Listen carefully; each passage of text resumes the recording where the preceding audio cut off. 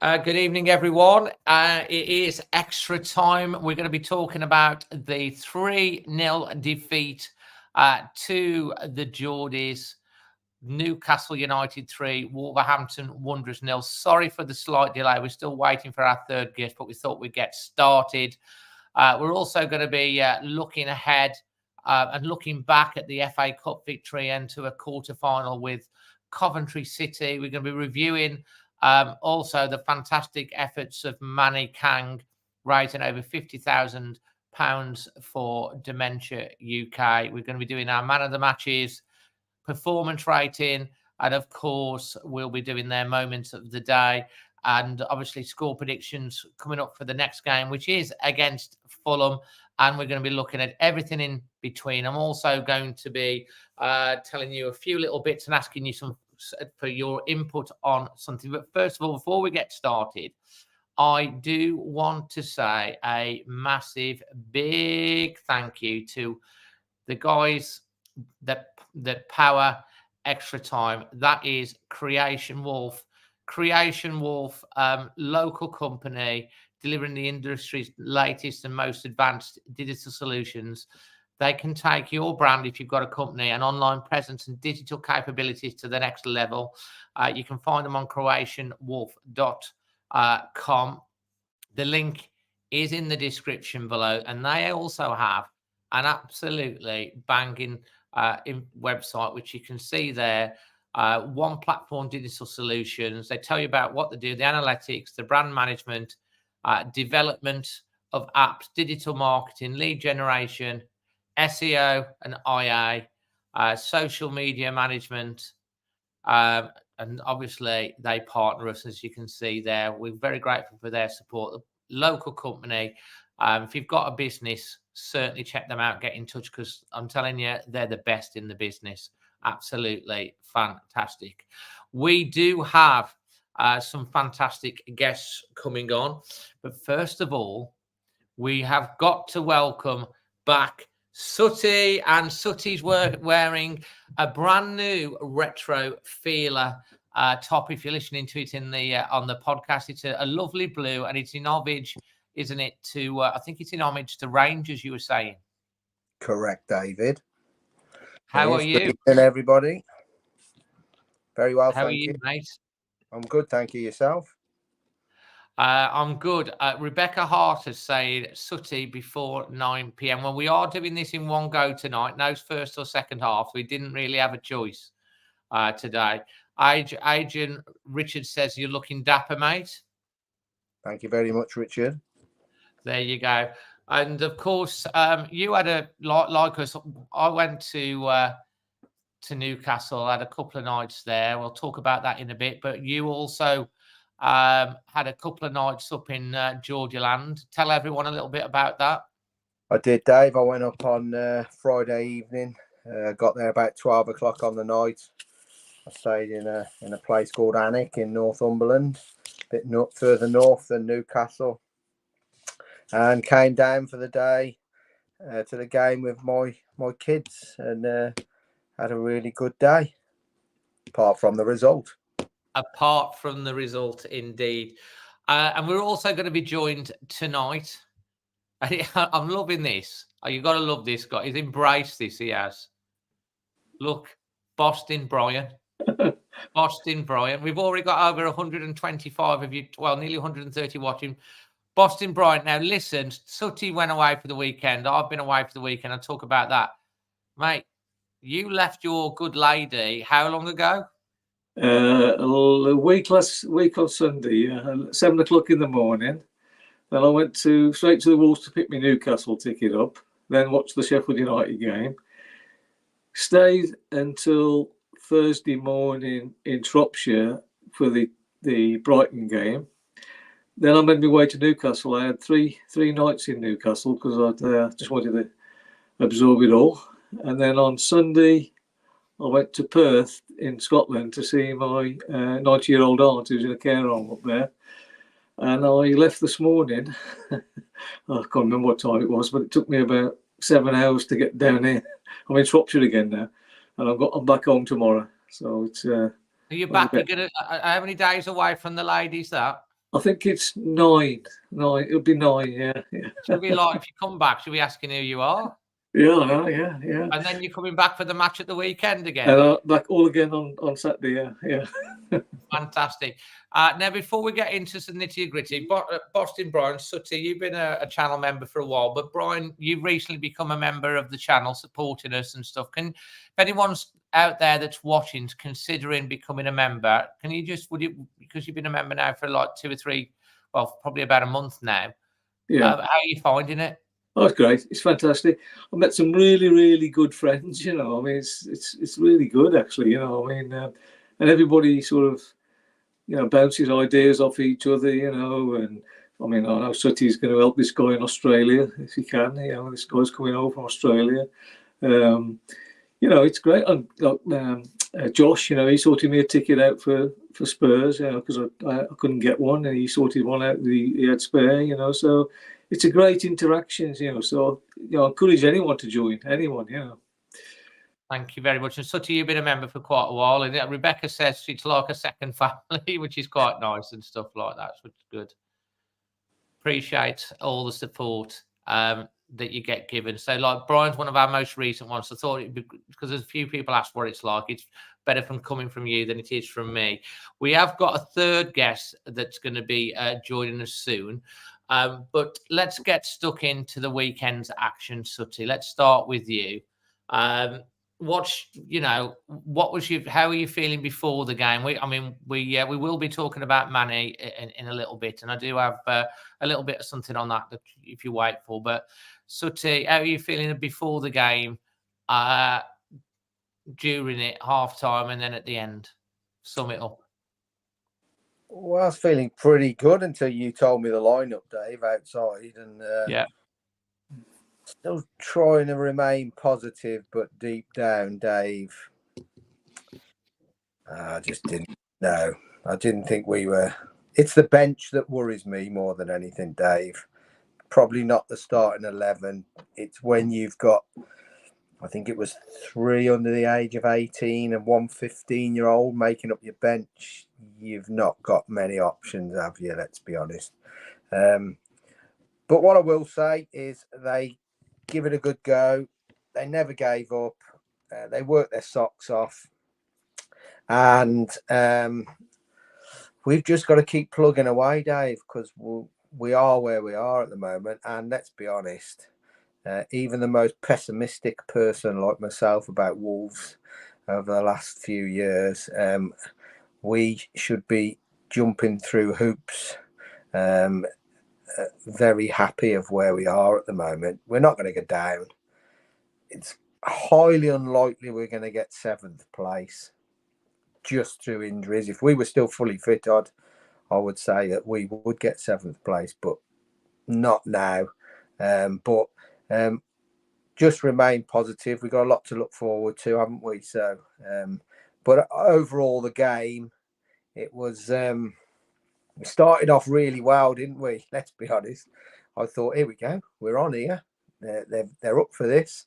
And Newcastle did to us what Wolves normally do to everyone else. They just let us have the ball, Dave, and sucked it in, and we got it higher and higher. And at one point, if you break the first goal down and watch it on a replay, you'll see that there were 8 players further forward than Anthony Gordon when he picked the ball up. Wow, we just left ourselves gaping wide open. And Newcastle will never, ever, ever have 3 easier goals gifted them, Dave. We gave 3 goals. Well, we did. Well, yeah. I mean, the first one, and our third guest has joined us, which we'll be bringing on shortly. He's in the green room now. The first one, like you say, we're almost like camped on the edge of their area. We started really, really well. Aitnuri tries to play a ball inside the thingy, lose it. They kick it out. It's picked up. They run. The cross is coming in, and to be fair, even some Newcastle players, they had a bit of fortune with that goal, because the cross almost gets cut out, but it deflects upwards right onto the head of Isaacs, who I really like is Isaacs. I think if he was in our team, he would be on 15 goals a season. I think he's a great striker. I know people say he was lucky, but he was still in the right position to finish it. We nearly blocked it out. If we'd have blocked it, who knows? The second goal was just a calamity, really. That second goal should never have happened. When the ball comes across, both Sarr and Kilman are in front of is it Gordon? Yeah. That eventually taps it in. Sarr, I don't know what happened. I don't know. Did he run into Kilman? I've not really watched the highlights back because I've not watched it back, been tired. But like, that should never happen. It just basically, it's a calamity. And then he's got a tap in. And then the third goal, I've got to be honest with you, as poor as we were, really, for about 25 minutes in the second half, we were bossing it again. And had we got a goal back, it would have been very interesting. But the third goal, it's just a long ball lumped over the top. And the guy staggers into the area, and I think it bounces off him and rolls into the net. And that sort of, Brian, that kind of summed up the game, didn't it? It kind of summed it up. What's your take? Yeah, absolutely. Well, but what you've both said, really. I mean, the first goal, it was just an unfortunate, not deflection, but, Dawson's trying his best to cut the ball out, but just loops up. I've looked at that goal from lots of angles to see if Sarr had it covered. I'm not sure whether it would have gone directly to Isaac on the floor or whether Sarr would have saved it. You can't really get a good angle on that. Yeah. The second goal, in actual fact, it was a very, very good cross from, what's the lad's name? The one who played for Ipswich, I think. Anyway, it doesn't matter what his name is. It was a really good cross because if you remember, it was pouring down the rain at that time. Yeah. You don't really see that on the TV, on the replay, though. It's greasy. And it was a perfect ball, to the penalty spot, really, between the goalkeeper and the last defender. And I think Kilman hesitated. If you look at it, he hesitates a little bit. It's being hypercritical, really. But if he'd have, he did have the opportunity to put it out for a corner, and I think he felt Sarr was coming. And what actually happens is it does go to Sarr, and he sort of blocks it like that, but it's skidding off the pitch, and it hits his hand, and it goes straight into Kilman's leg. So.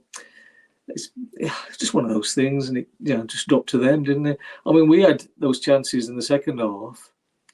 The ball never ran for us, did it at all? Sometimes it goes like that at football, though, doesn't it? Sometimes you run. I mean, Sutty made a comment which made me chuckle. He was in our Discord group, which I think it was on the. It wasn't on the Discord group. I think it was one of the comments where he says, if we have more than 35% possession, we never win. And then I was like, well, we beat Sheffield last week.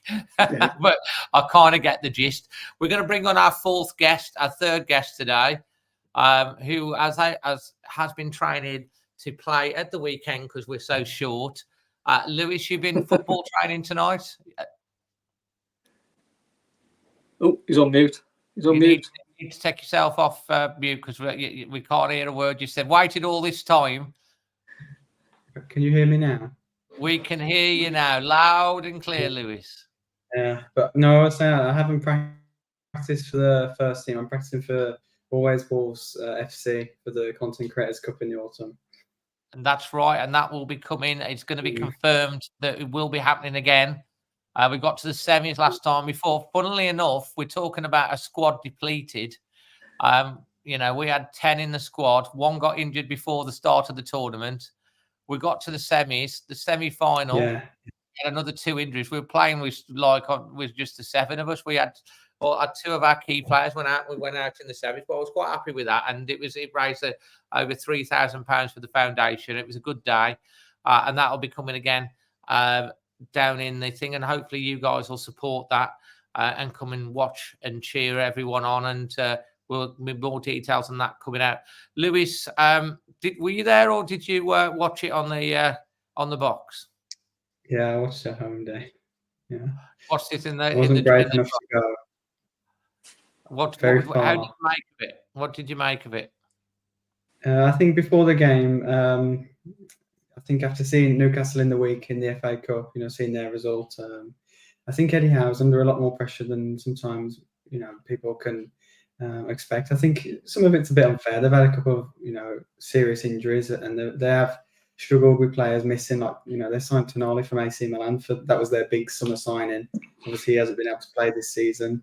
So I think it's a bit unfair. The pressure is under, but he is under pressure. They're underperforming with the squad that they've still got. And I think he needed to win. They needed a win. And I think the way they set up, even at home, was you don't typically have less possession at home. You don't typically score goals on the break at home. At the club size of Newcastle, with the players and quality that they have, you're looking at Newcastle thinking you should be playing the way we played. Maybe we can try and catch them on the break, but I think they just set up to be solid at the back and to try and catch us on the break, and they've really succeeded. I think Sutty made the point about the first goal. We had so many players forward because they invited us on, and we were playing well. We could have created an opportunity. We had a couple of half chances before that they broke and scored their goal, but I think they needed to win, maybe more than us. And obviously at the midweek game, obviously the day earlier, maybe we were a bit tired. But then again, they went to extra time and we didn't. So, yeah, I think... We went to extra time, but they still had an extra 24 hours. And it's not just about the recovery, it's as well about the training time, the time to work on the game and stuff like that. They would have had time to do that. We had Gary O'Neill, the way he prepares for games, he really likes to work on the opposition that he's facing. I didn't have that chance against Brighton really yet, but they, and then against Newcastle again, it's recovery, and then they've got to travel up to Newcastle. I don't think they had hardly any prep time for the game as well. You've lost Wang. We're already without Kuna. Before the game, Joe Gomez he's feeling his hamstrings, and they're not going to risk him. I think we did miss Joe Gomez in this game. Actually, yeah. I thought he was a big miss. Yeah. They've took Neto off at half time to protect him, because God forbid he gets injured as well. And then we've got like 3 of them missing.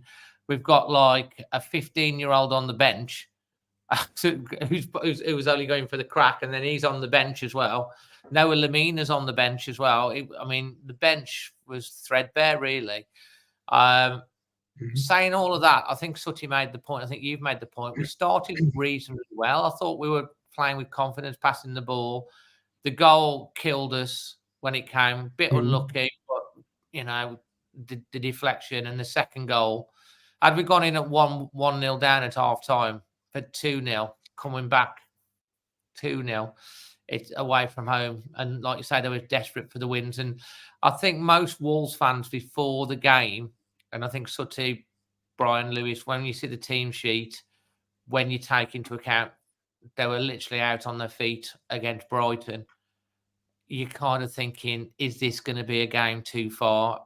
And I think it actually ended up being that way, didn't it, Lewis? Yeah, I think there were two tough games before. Brighton especially, they pushed until the end. I think that they were pushing hard, and they had a couple of big chances at the end of that game as well. So it wasn't a kind of 1-0, even though we scored early on, and it was easy from there. It was a very tough game against Brighton. So yeah, I think tiredness will play a big part, especially when we have got a small squad. I saw a couple of comments about the small squad, and it's something that they have to look at. Especially if you're going to go into Europe, if that's the ambition, you can't do that with a small squad, because sometimes you will play 3 games in a week against tough sides, and sometimes you travel as well. I know you travel to Newcastle, but you might be traveling abroad, especially in Europa League, which is probably the one we'd aim for, or the Conference League. You end up in Eastern Europe. They're long flights. So yeah, I think it's definitely going to be something they're going to have to look at. It's not enough anymore to say, well, we have a small squad and we can cope, because at the moment it's looking like we can't.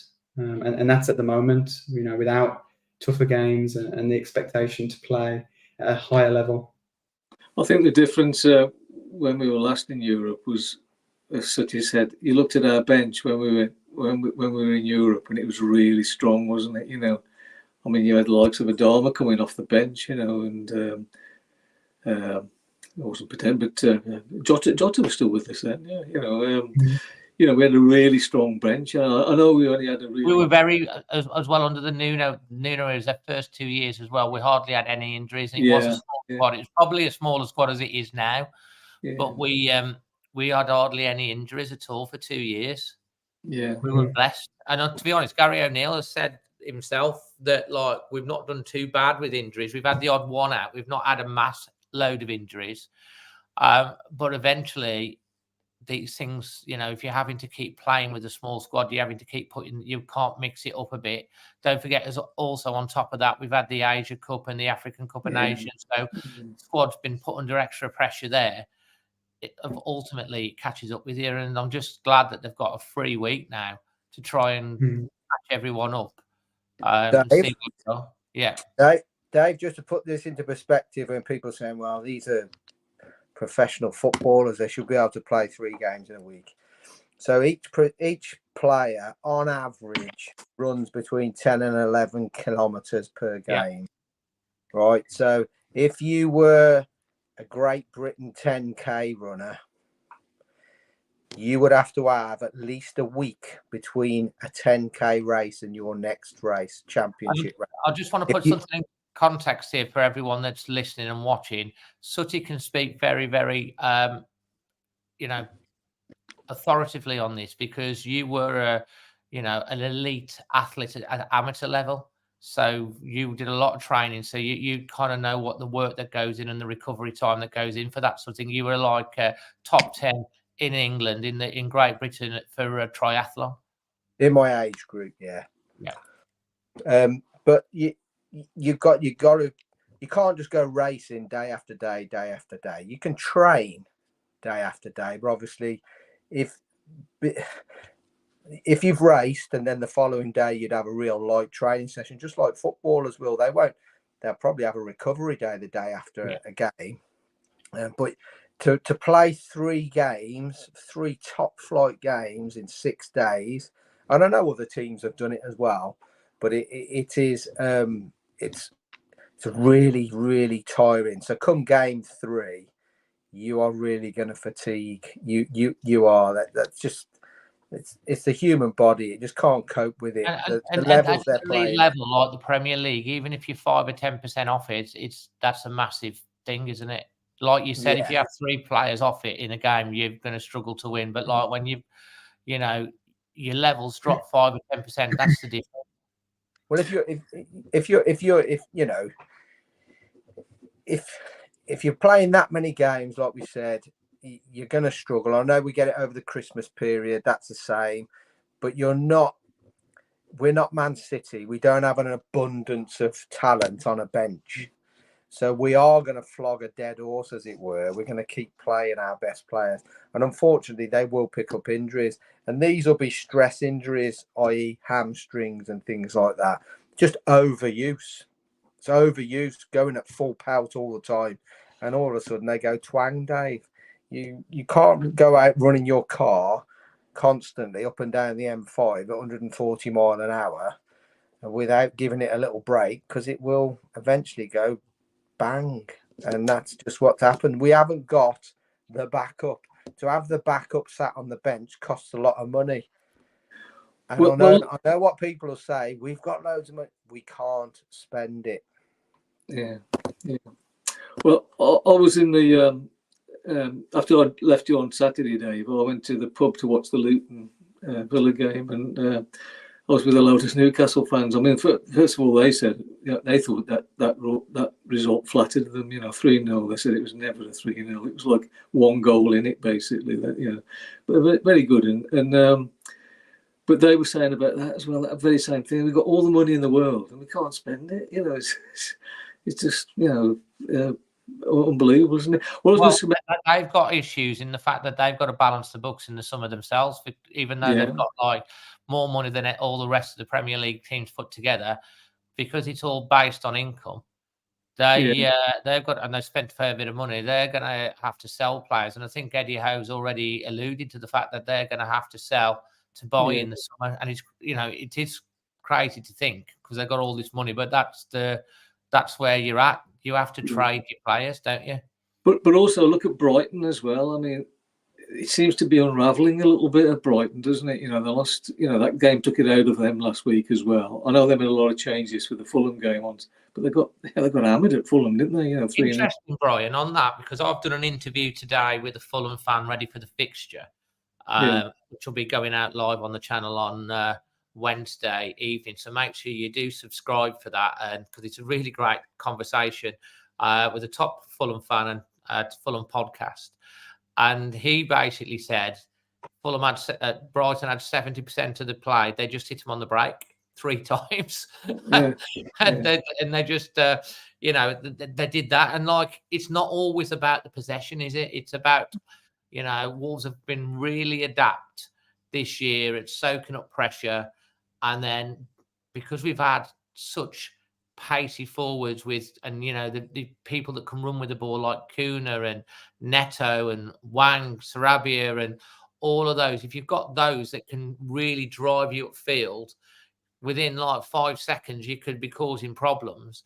The problem that we've got at the moment is we're 2 of those weapons are sadly going to be out of action for 4 to 6 weeks, and there's Neto's the other one. Will we be, and that's the thing, will we be able to do what we've been doing and take those chances? And if they come along, we have to take our chances. At the weekend, I thought, we did create chances, but we wasn't able to convert them. Lewis, how concerned should we be about the situation that we're in at the moment? Do you think now we've come through that week there, it's kind of like, okay, we've Gary O'Neill and the squad have found a real mental resolve and a team spirit and a way to cope? Do you think they will be able to cope? Fulham are coming up at the weekend.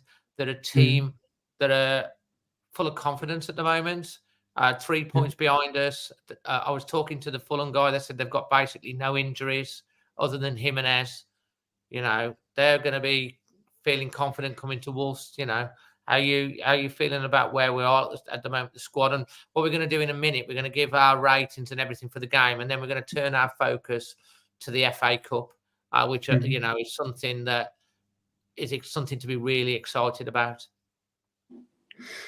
Yeah, I think I always try and stress this when I talk. I think it's always important to look at the big picture. You can't change your opinion because of one game, especially one game at the back end of a really tough week, So I think, to change your opinion on how Gary is doing and how the team may finish the season just because of one result, it doesn't impact that. I think the Fulham game will be a huge game, obviously, because, like you said, they're a team in a similar position to us in the league.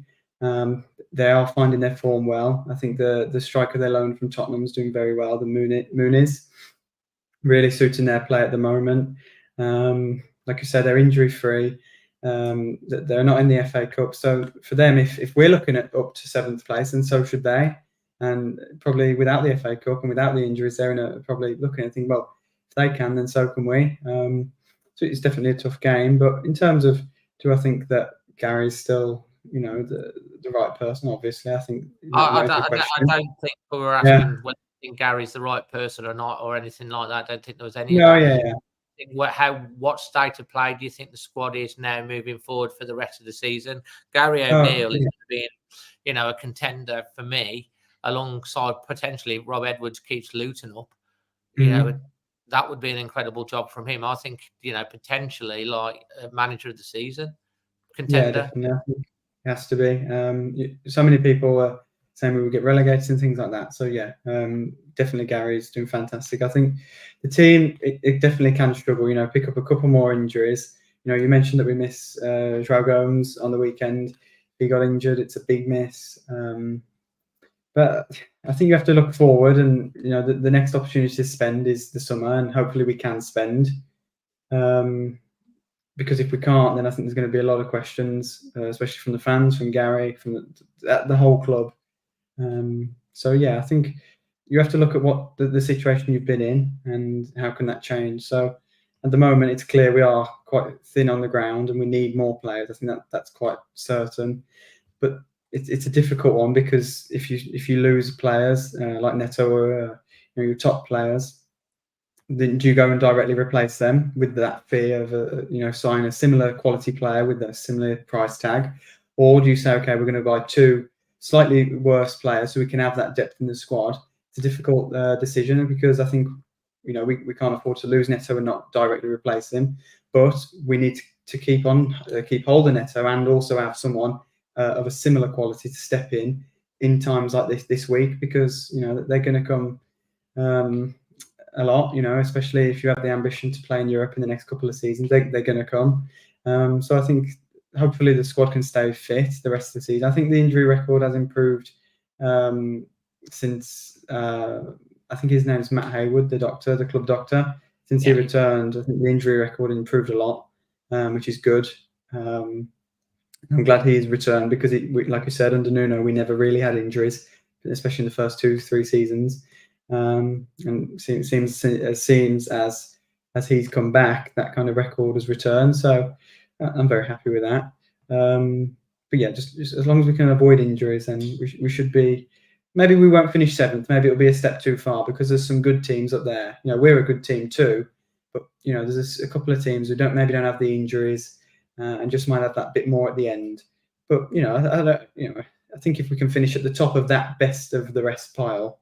No, I'm not necessarily saying the top 6 is untouchable, but yeah, if we can finish, you know, maybe 8th, 9th, that's a very, very good season.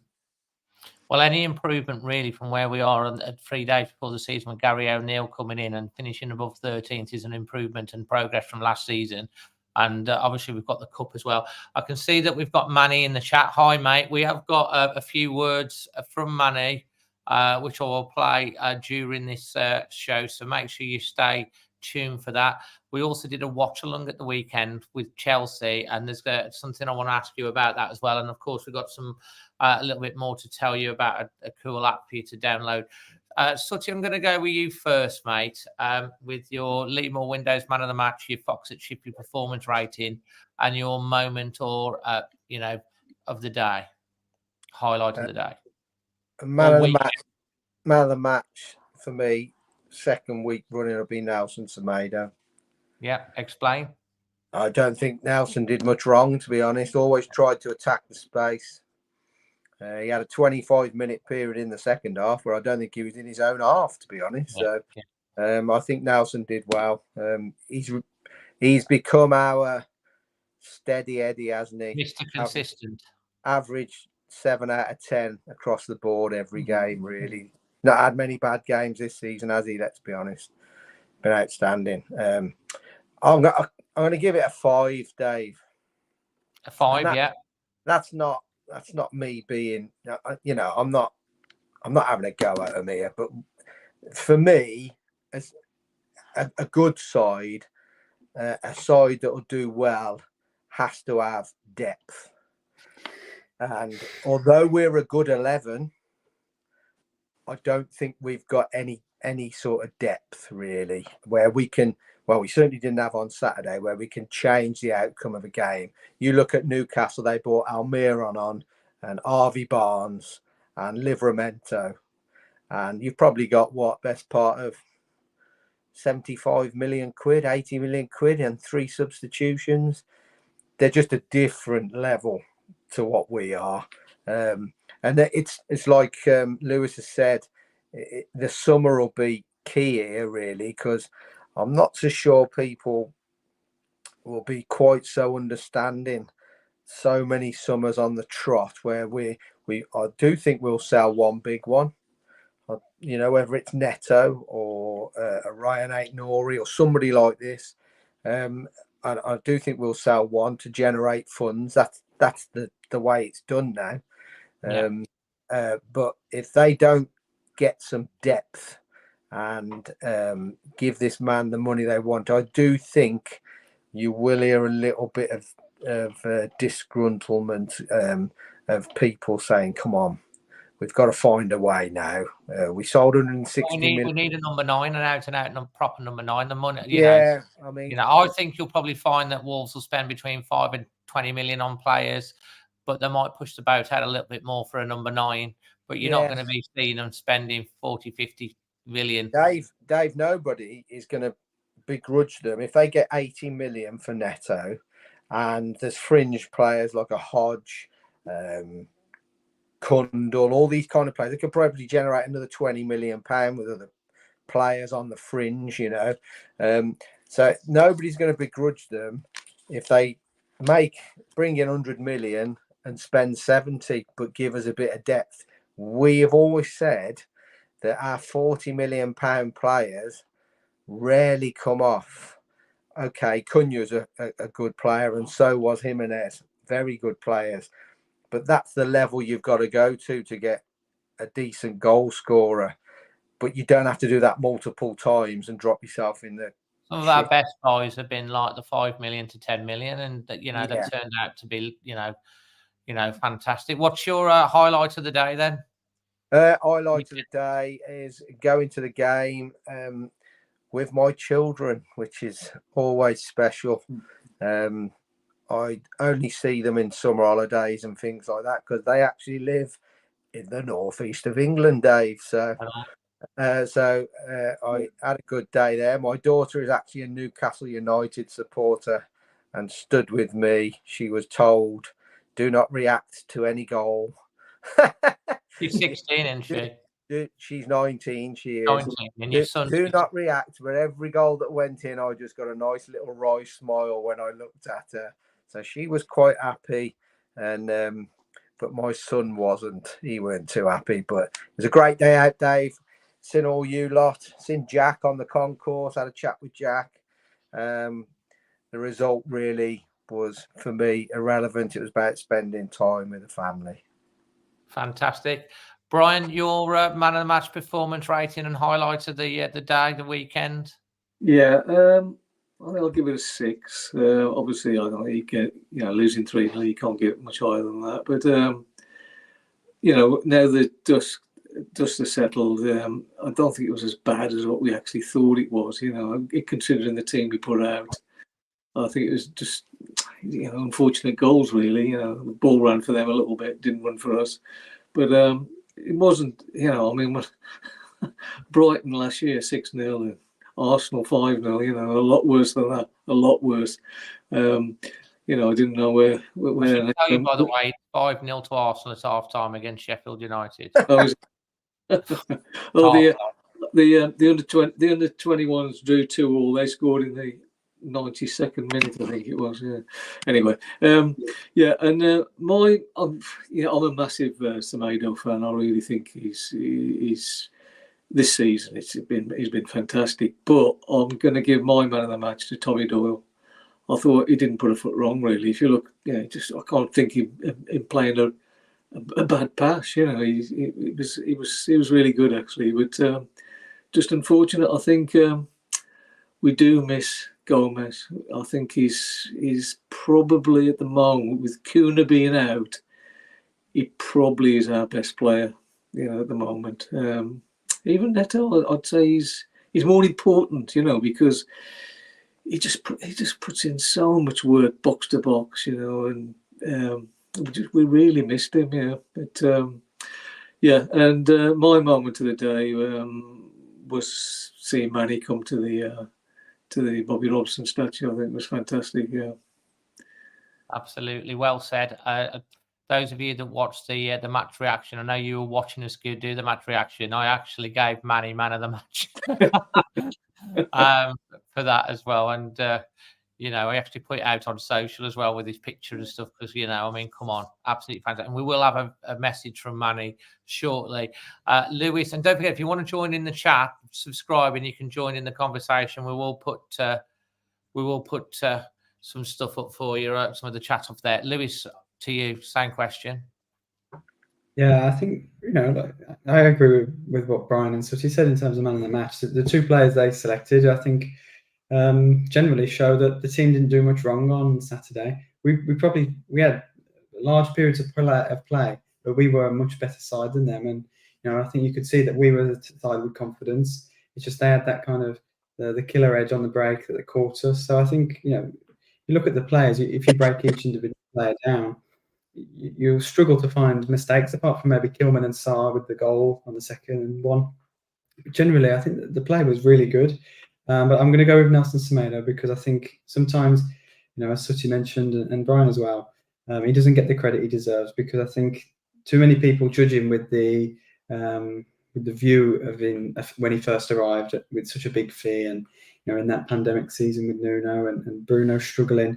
But under Gary, he's really excelled, and he's become a player that is quite crucial to what we do. And the fact that he's kept Matt out of the squad, it tells a lot, especially when Gary's mentioning how well he performs in training. Matt, for him to be consistently starting over him, even when Matt plays in the cup or whatever, I think it's a real testament to how good he's been, and he's so consistent, which I really like. He rarely ever has a bad game, which you probably used to get from him a few seasons ago when he arrived. But he's adapted to England, and he's really performing now. I think the match rating again, it's a 3-0 loss, so it can't be any more than a 6. But it's not the end of the world. You take into all the variables that we spoke about. The tiredness. The need for Newcastle to win probably a bit more than us. So the way they played in comparison to how we played, I think we were all right. It's not amazing. I think they clearly scored the goals, and that's what you need to do in football to win matches. You score goals, but I don't think it's terrible. I think, like Sooty said, there's a clear need for us to sign players that can change the game, because in an ideal world, when you see how Newcastle are setting up, when they're sitting a bit deep and they're trying to catch on the break, you have a couple of players who suit playing against a team like that on the bench to bring them on and change the game. We just didn't have that, and I know we obviously have a few injuries out at the moment, but I don't feel like we have that different type of player at the moment either. We have our 11, and that's it really. We don't have somebody who can play something a bit different, and maybe Sasa or Fabio, maybe Sasa to a lot, probably a bigger extent, would offer something a bit up top. But obviously, it's probably too much of an ask for him to come back with his knee now. But I think the moment of the day for me as well would be the recognition Manny got. I think such an excellent achievement for him, doing so much fundraising for the fans, for the charity as well. Sorry, for the charity. And I think the recognition the club gave was good. For him to go stand pitch side and meet some of the players. Saw Tommy Doyle, really had a good chat with him, which was really good to see. It's good that the players, they recognise these kind of achievements that the fans put in. And fair play to Newcastle as well for accommodating it as well, and getting involved. Absolutely.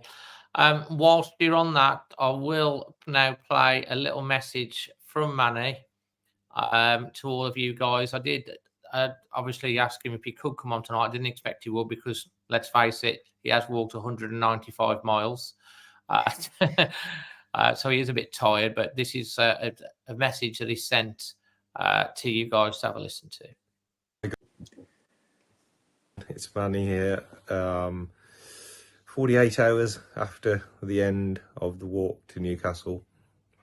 I don't think I can ever put into words what the last week has been like. The experience, the moments, the lows, the highs, the togetherness, the messages. My phone, I reckon I could be checking my phone a year later and still find messages of love and support and togetherness from you. Huge kudos to all the fan base from both clubs. Newcastle fans were absolutely amazing. Lots and lots of donations on the day as well.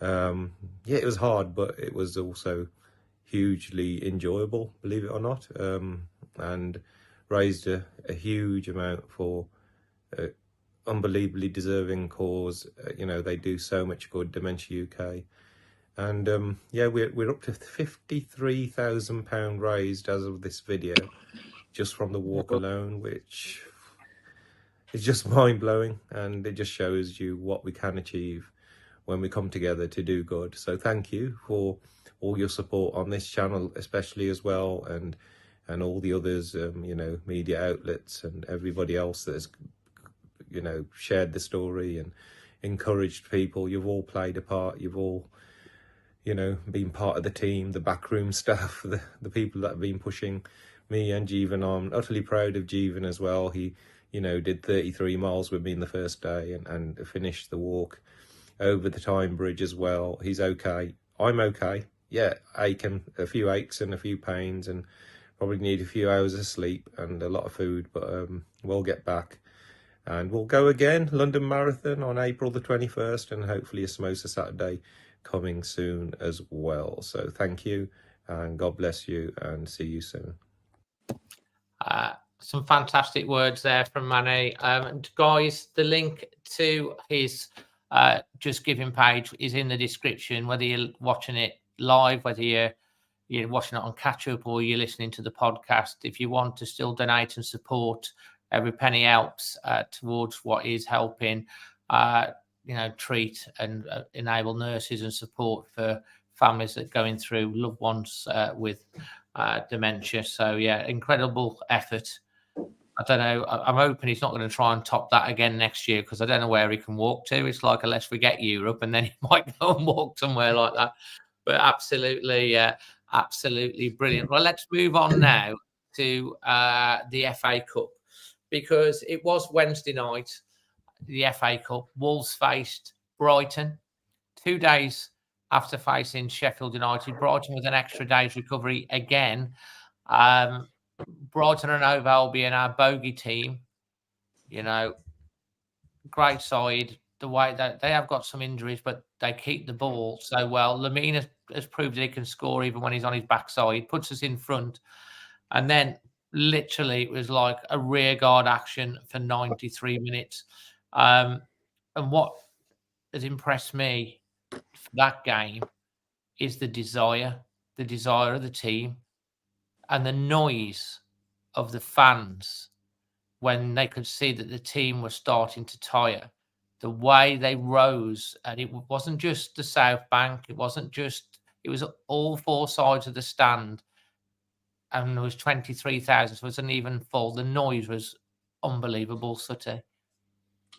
The big thing this season about this team, Dave, is there's clearly a bond there, isn't there, between every single member of this squad, whether you're a bench starter, whether you're a goalkeeper, one of the three goalkeepers, all the first 11, the management, the coaching staff, and they fight for each other, don't they, Dave? Now, I don't actually think we were the better side technically against Brighton.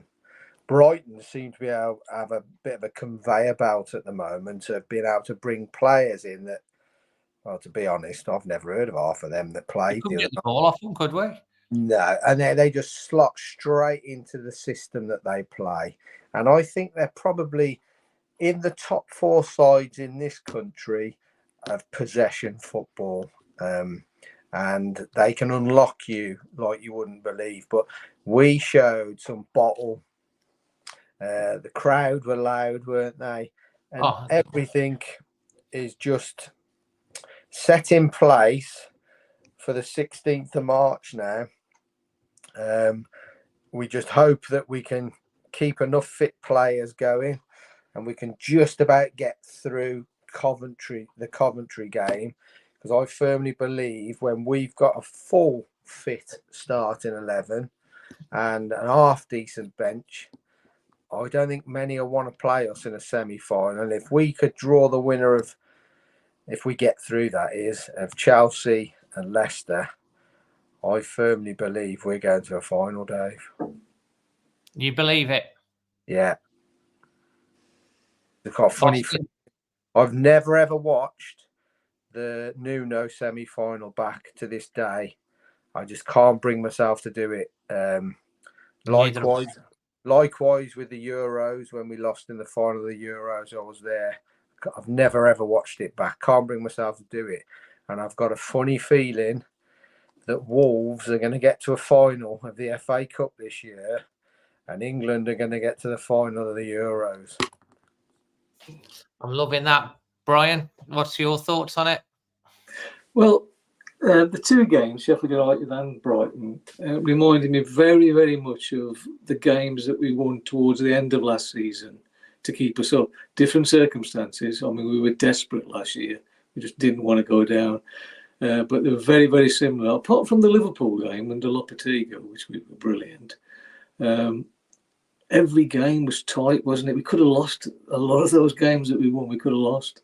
They were very similar performances, but I think that's down to the fact that we haven't got our best team available at the moment. And as Keith just said, I mean, after the Chelsea and the Spurs game, I actually thought there's no one. We don't fear anyone in this league, but we do need everybody available. That's the problem, you know. That's we 2 players out now, hopefully not 3, but if we can get everybody there, we've got a chance. We've got a chance, you know. And it doesn't really matter if we do or we don't go to Europe. We won the FA Cup. We'd be in Europe, yeah. It's just now, and we just got to enjoy it now. And and the future's the future. You know, we don't know who we're going to sign or whatever. You know, but just enjoy it. You know, I mean, those days at Chelsea and Spurs were just unbelievable, weren't they? You know, and we can do it. We can do. Oh, there was someone on Talksport the other day. They were talking about the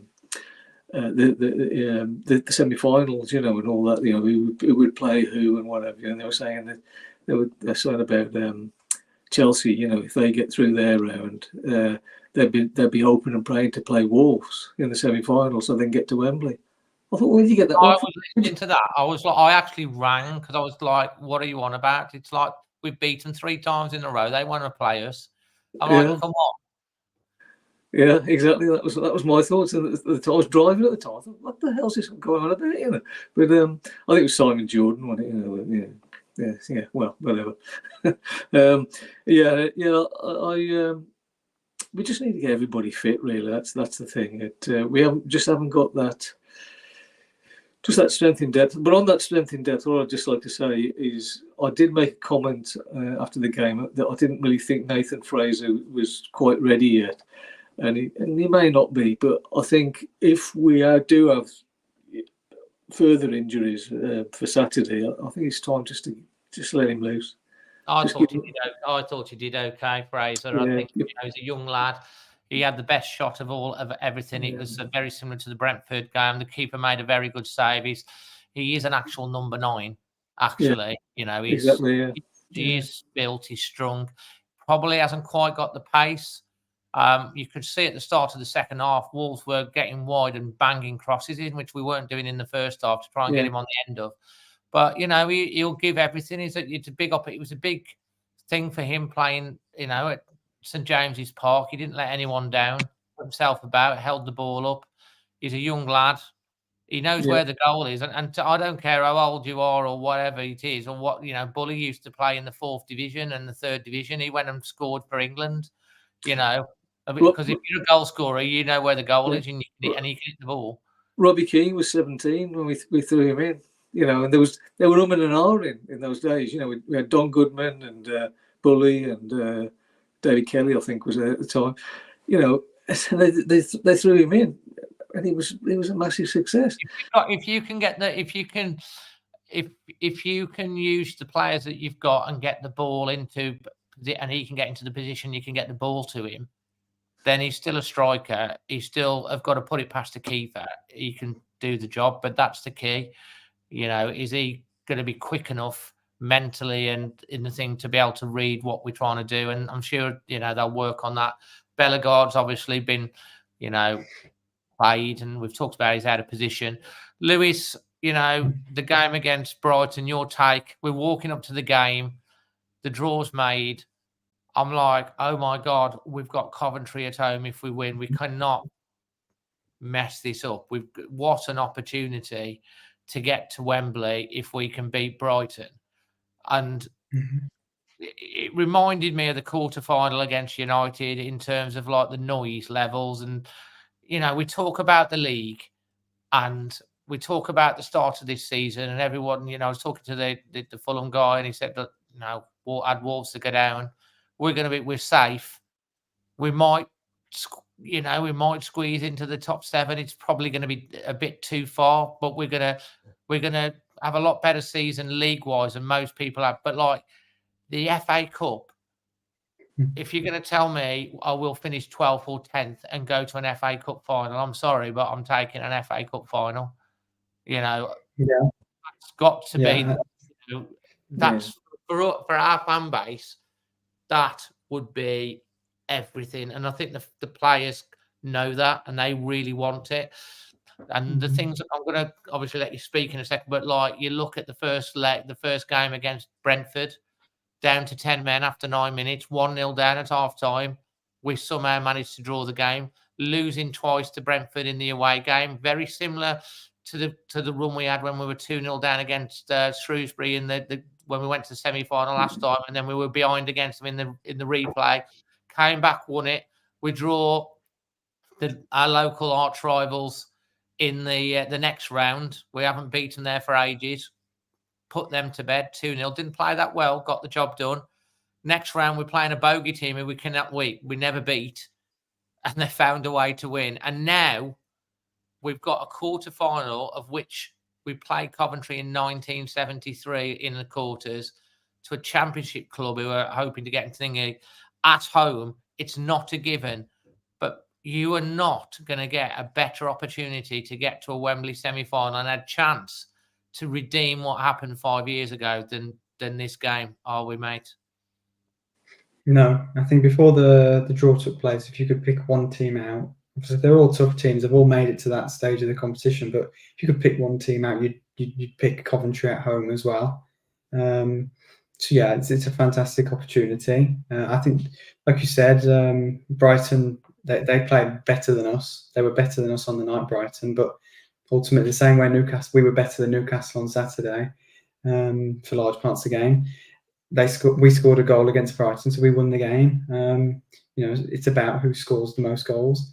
I think Brighton, the way they, Sutty spoke about it, the way they do their business is fantastic. They are the kind of epitome of self-sustainability, because nobody is untouchable to them. They set their price, they'll sign them very cheap, they'll set their price and they'll get their price. And they'll just replace them with somebody equally as good.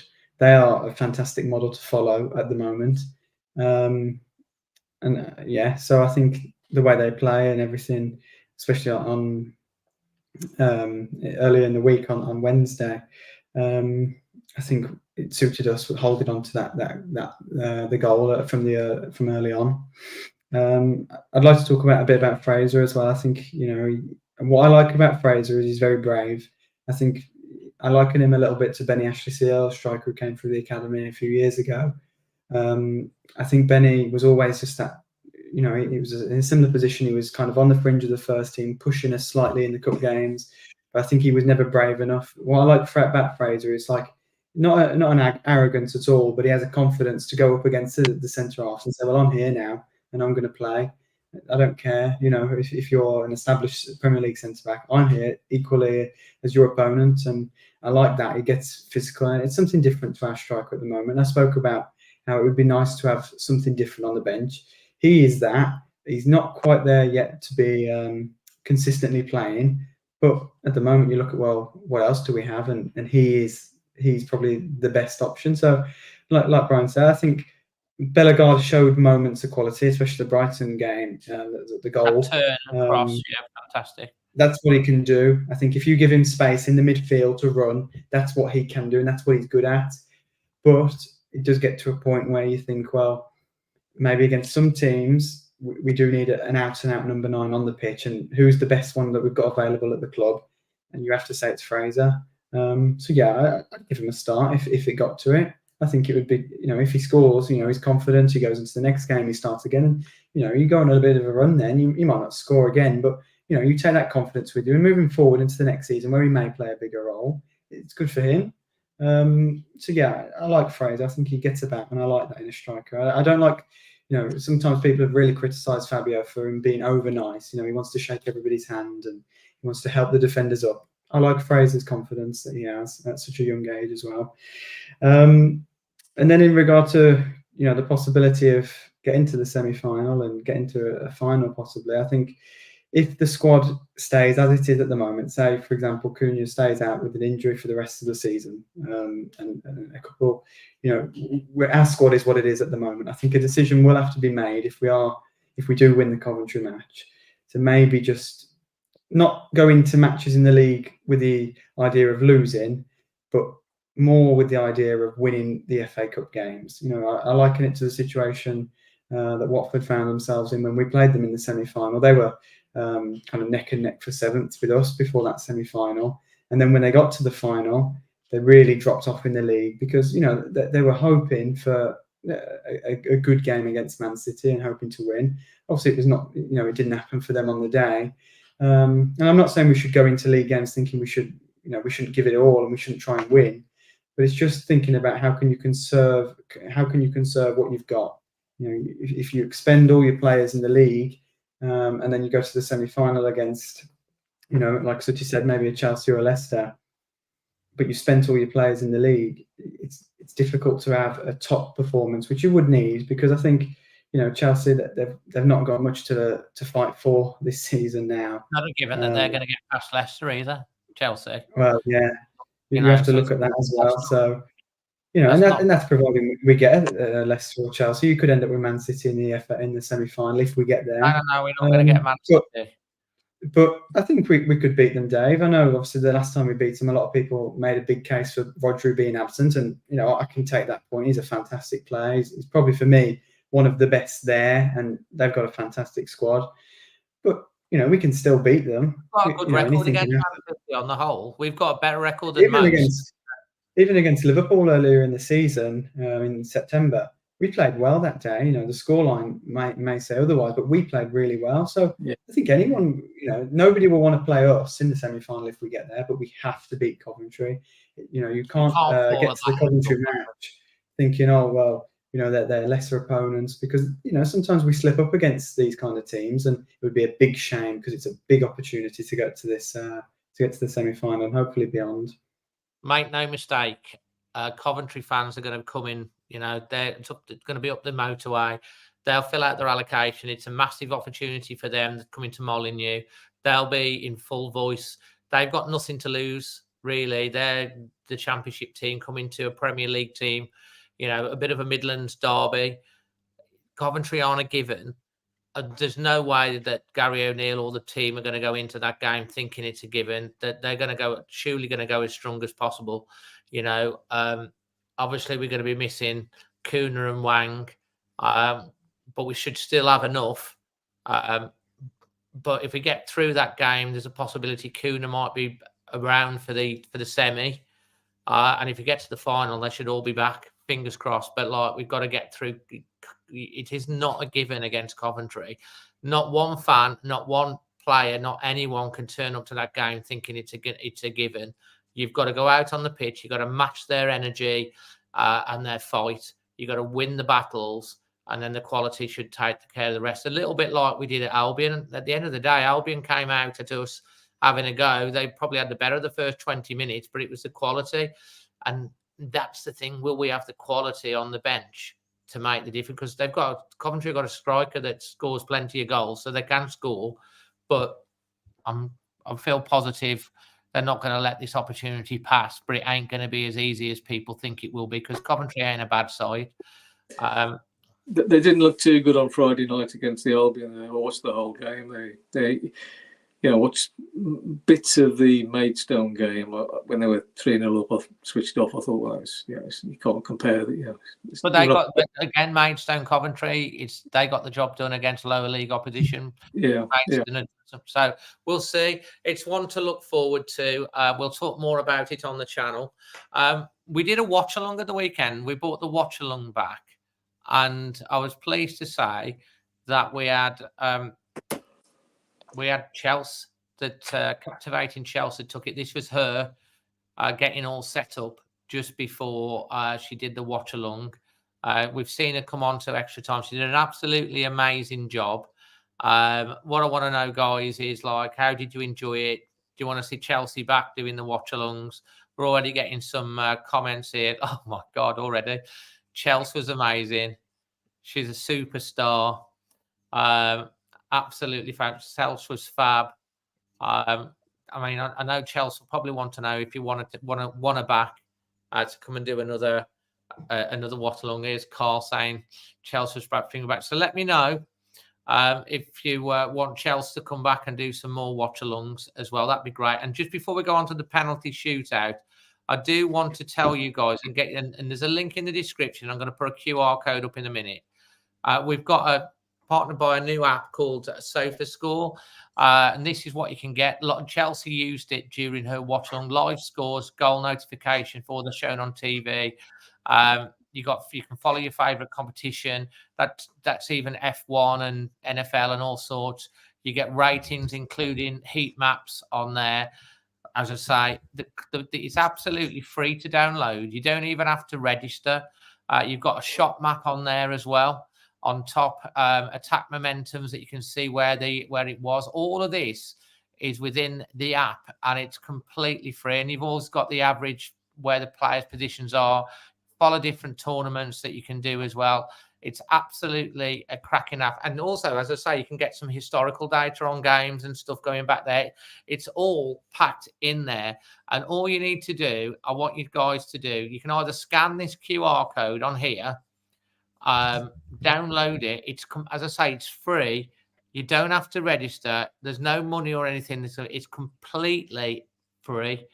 And the link's in the description as below. So click the Always Wolves link on there, download it. Let me know if you've downloaded it, will you, as well? And I'll just put this up for you here as well, so you can find that and scan the QR code or hit the link below if you're listening to it on the podcast. And let me know you go. I know a few of you, but Chelsea used it to such great effect. Hold on, I'm getting some more comments on Chelsea here. Big up to captivating Chelsea doing the watch along. Patrick says she was great. Yes, please. Chelsea was brilliant. Rick reacts. She was excellent. Stopped me being depressed over the score. Was fantastic. Adrian said she did a great job. Never came up for air all game. Chelsea was great. So I'm taking it that you want to get Chelsea on as often as she's able to. I'll have a word with her and see whether she'll come and do some more for you guys. Right, guys, are you ready? Oh, Dave, just before we start the quiz, Yeah. I thought you were going to ask us moments of the cup game and that. I think that celebration of Kuna in the stands, that video, that little short thing on YouTube.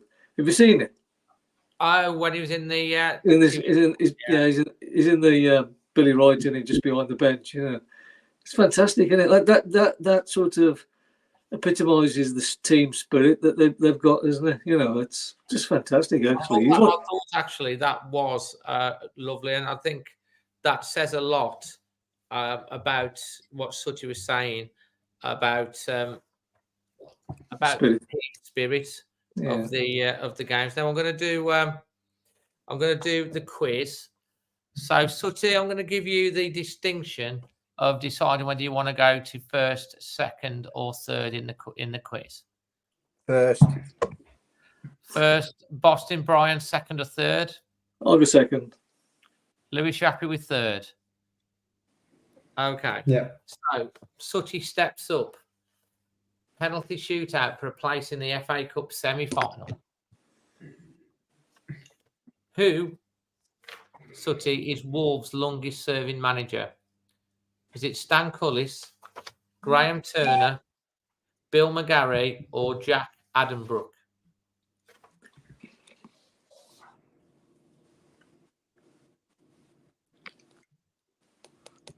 Big pause here whilst he's thinking. He's tapping his pen. Stan Cullis, Graham Turner, Bill McGarry, or Jack Addenbrook? Need to hurry you. The South Bank. Turner. You're going for Graham Turner. Unfortunately, you've missed the goal completely. It is Jack Addenbrook. Right, Boston Brian. Who was Wolves' manager when they won the first division for the first time? Was it Major Frank Buckley? Was it Bill McGarry? Was it Andy Beattie or Stan Cullis?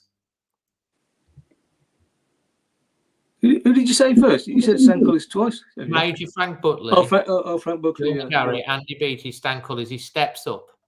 He Yeah. places the ball. It's Stan Cullis. And he slots it away in the corner. It is Stan Cullis. Lewis, your first penalty. Who was the most successful manager for Wolves? Was it Bill McGarry? Was it Stan Cullis, Jack Addenbrook, or Major Frank Butley?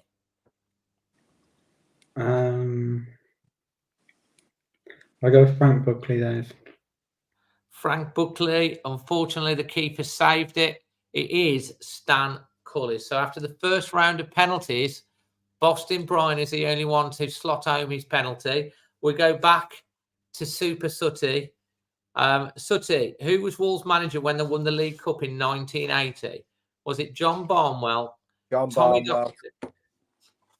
It is John. It literally John Smith. That bang, 1 out of 2.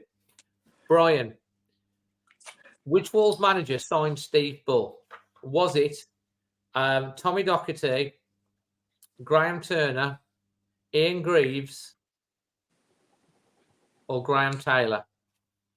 Graham Turner. Slots it away, no problem. He's like turning round, puffing his collar out. I was getting a bit worried then because I thought you were going to say Brian Little because it could have been, but thankfully it wasn't an option. You got it right. So 2 out of 2. Sutty 1 out of 2. Lewis, which Wolves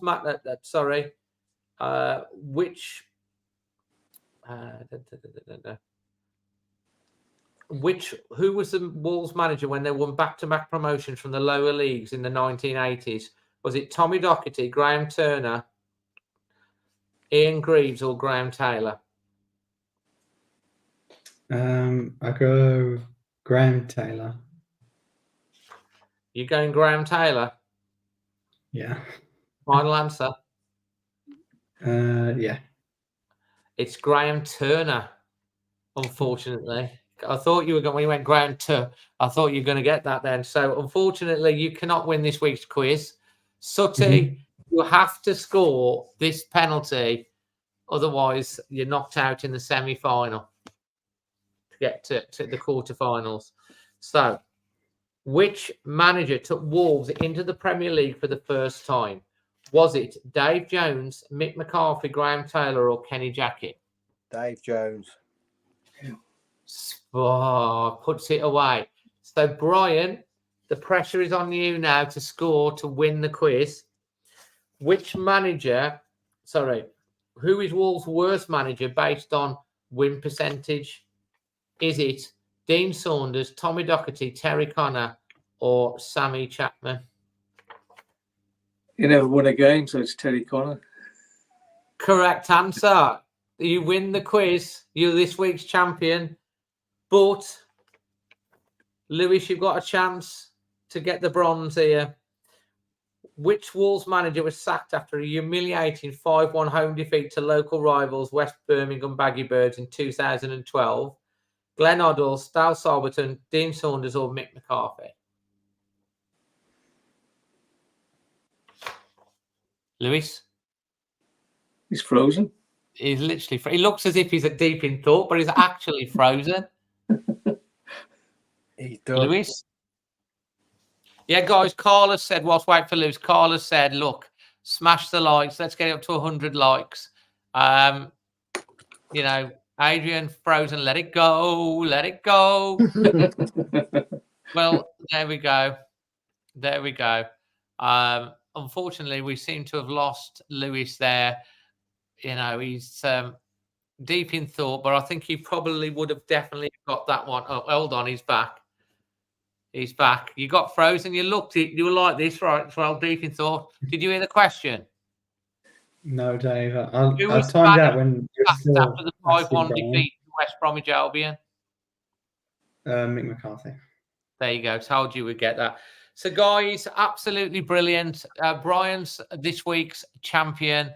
Finally, smash a like on the video. If you're new, please subscribe. And we're going to just do our score predictions now for the weekend's game against Fulham. Lewis, we'll start with you. Your score prediction. I think 1-1, Dave. 1-1. Okay. Brian? 1-1 as well. Yeah, I'd say 1-1. 1-1 draw. And to finish off with score prediction, Wolverhampton Wanderers versus Fulham. Sutty. I think we're going to get hammered, Dave. Okay. I think we're going to lose 3-0. 3-0. So he's going for a 3-0 loss, which is fair enough. I can tell you it's 81 minutes. It's still 6-0 to the Arsenal. They've obviously took their foot off the gas. There's a few coming down here. Chris Humphries. Lucas asked me to pass on that he thinks it'll be 2-0 Wolves. Like his positivity. Chris Humphries is going for a 4-1. Rebecca half a 2-1. Darren 1-0. And you'll have to wait for my prediction for the match preview. From all of us, I hope you've enjoyed it. Don't forget the Sofa Score app, link in the link below. You can also donate to Manny as well if you want in the link. But finally, from all of us tonight, I hope you've enjoyed it. And always Wolves. Always Wolves.